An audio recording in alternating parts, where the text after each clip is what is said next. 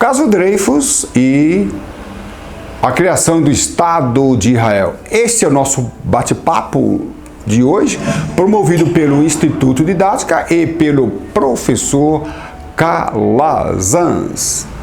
Calazans, quem foi Dreyfus? Então vamos falar um pouquinho sobre Dreyfus e aí nós conseguimos então fazer esta relação. Dreyfus foi um capitão do exército francês acusado de espionagem. Nessa época, ao final do século XIX, as relações entre França e Alemanha não estavam bem.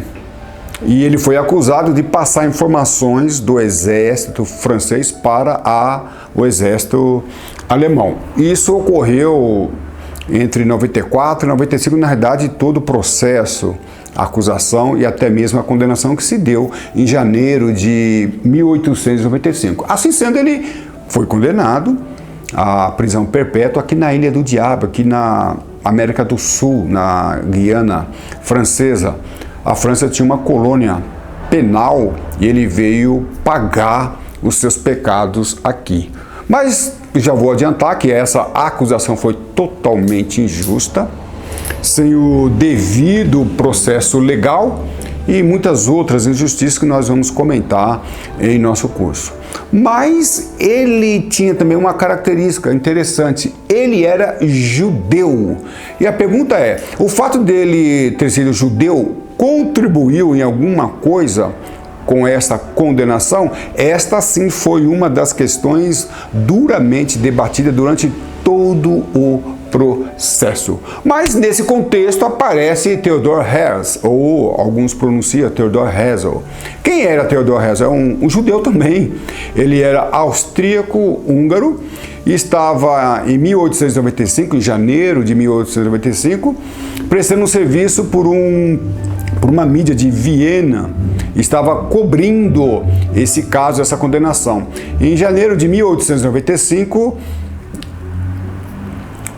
Alfredo Dreyfus estava sendo deposto publicamente. Ele foi na praça e tiraram os galões, as divisas, tiraram a espada, o símbolo do oficialato, e ele estava cobrindo todo esse fenômeno, né, sobrenatural que estava ali que estava acontecendo ali na França. Mas de repente ele ouve duas frases que o incomodam. A primeira foi: morte ao traidor. Seria mesmo Dreyfus traidor? E a outra frase, essa incomodou mais ainda: morte aos judeus. Peraí, o que tem a ver a nação judaica com esse caso? Morte aos judeus foi um dos gritos, né? A população estava ali agitada. E aí ele entendeu uma coisa muito interessante: se algo não for feito urgentemente, a nação judaica está fadada à extinção. Assim sendo, ele criou uma expressão, na verdade utilizou uma expressão maravilhosa: Estado-nação. Lembrando que ele estava cobrindo esse fenômeno ali na França como jornalista, mas de formação ele não era jornalista, de formação ele era um jurista. E assim sendo, ele usa essa expressão, que ela vem do direito, principalmente do direito administrativo, ou então da teoria geral do Estado, de uma forma maravilhosa. Ele entendeu o seguinte: nós precisamos formar um Estado-nação de Israel, senão a nação judaica estará extinta. E para isso, né, ele lança lá em 1895, mais precisamente em 1897, um livro, um documentário, né, sobre o Estado judeu, e ele se vale dessas três concepções. Ele foi simplesmente maravilhoso. Considerando esses três elementos que são essenciais, ele se valeu de uma lógica da teoria do Estado fenomenal, pois ele entendeu que para criar um Estado-nação, para que a nação judaica tivesse um Estado, teria que se valer de povo, governo e território. O território deveria ser ali no Oriente Médio. Maravilhosa esta conclusão. Sem contar que nós percebemos, através da sua arquitetura mental, que ele levou em consideração qual era o desdobramento do triângulo que forma um Estado-nação. Que o povo pode ser também desmembrado de nação, nacionalidade, cidadania, até mesmo a diferença de povo e população, ele faz essa consideração. Governo, né? Governo está relacionado ao poder, à forma de governo e assim por diante. E o território, a forma de Estado. Ele se preocupou com todos esses detalhes, e isso em 1895, na verdade, a partir de 1895. E aí ele deixa de ser jornalista, ele deixa de ser jurista e passa a ser profeta. Quando, em 1897, lá na Suíça, na cidade de Basileia, ele cria o Estado de Israel. Eu vou usar essa expressão, cria o Estado de Israel, embora muitas pessoas contestam que o Estado de Israel foi criado em 1897, mas a gente vai falar isso sobre o nosso curso. Mas ele usa uma expressão muito interessante.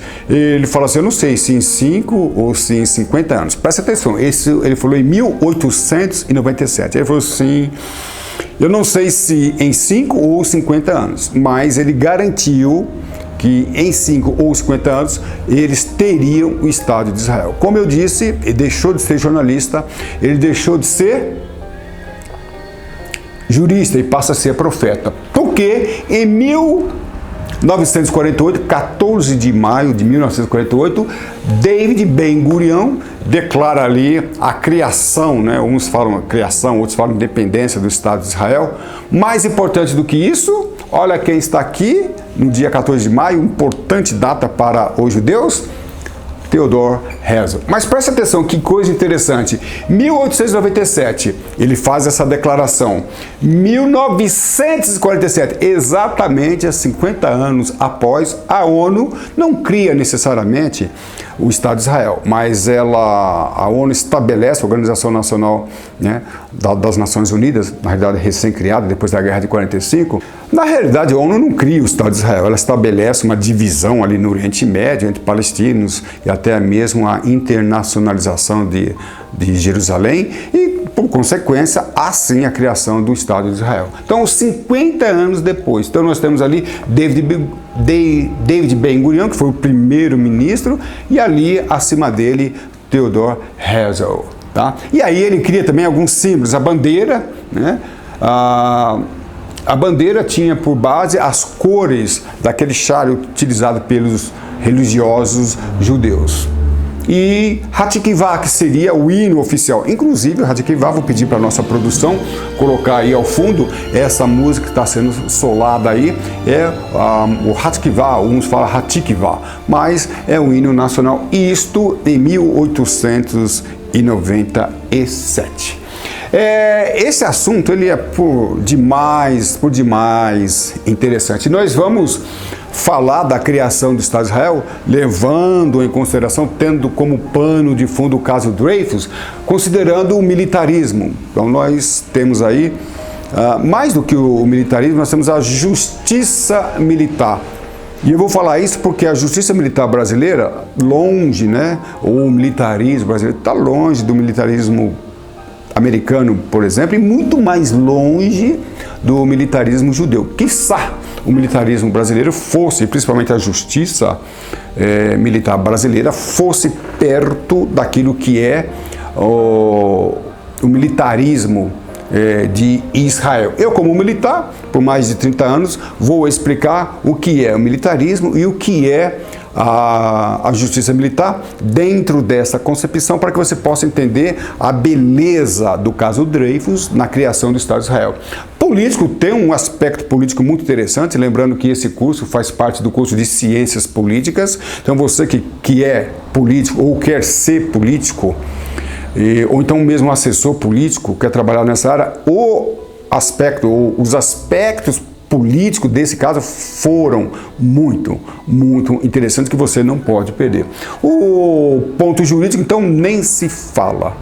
Como foi o processo legal? Foi devido? Não foi devido? Ele foi condenado à prisão perpétua, depois ela foi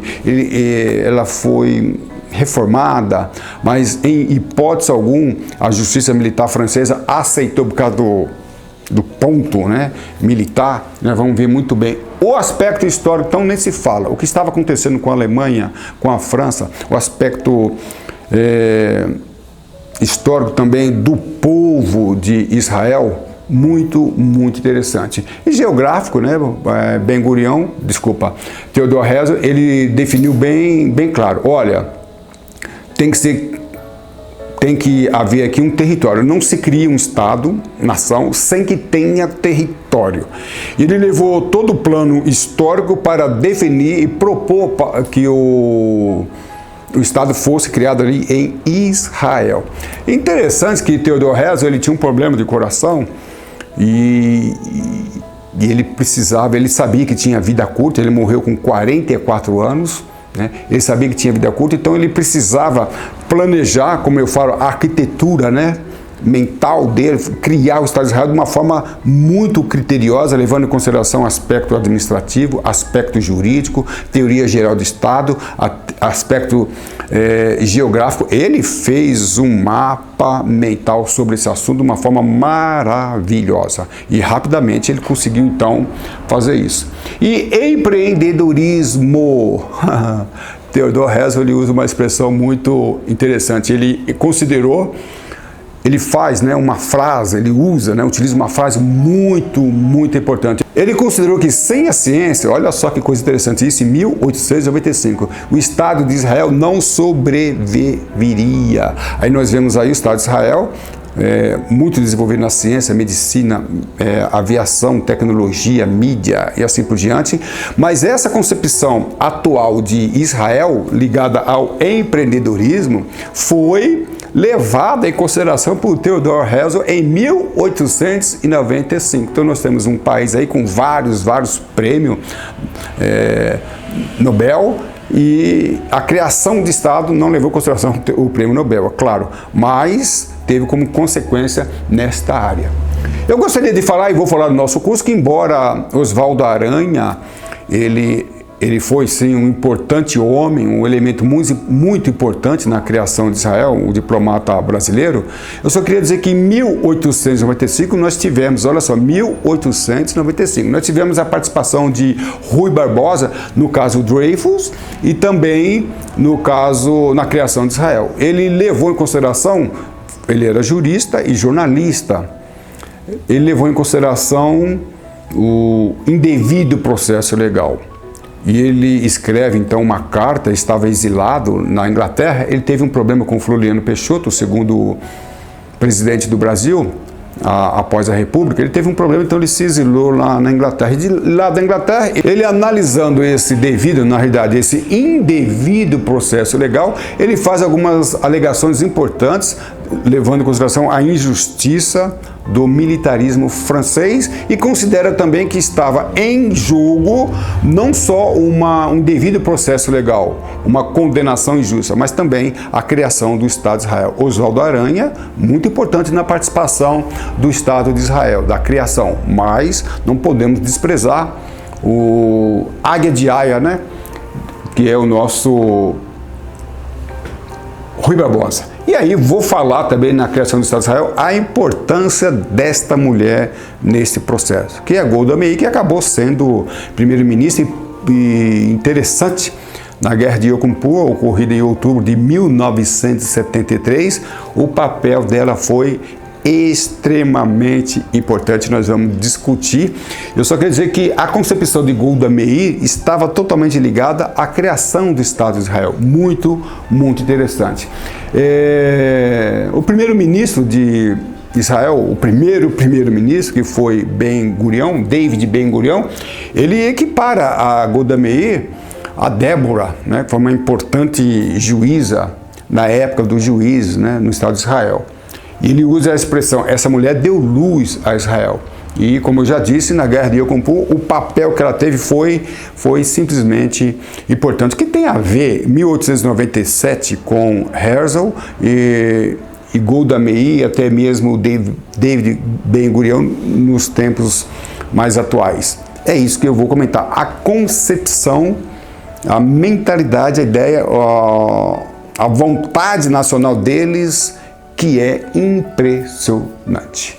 Esse caso nós vamos estudar no nosso curso de Ciências Políticas e outros cursos, tais como Comunicação e Oratória, porque nós temos aí momentos imprescindíveis da comunicação de Herzl, da própria Golda Meir. A Golda Meir, ela fez um pronunciamento em janeiro de 1947, lá, na realidade, janeiro de 1948, nos Estados Unidos, que definiu a criação do Estado de Israel, que essas declarações dela levaram com que Ben-Gurion declarasse aquilo que eu falei agora há pouco. Para mim, professor Calazans, foi um grande prazer tê-los a bordo. Um aeroabraço e tudo de bom.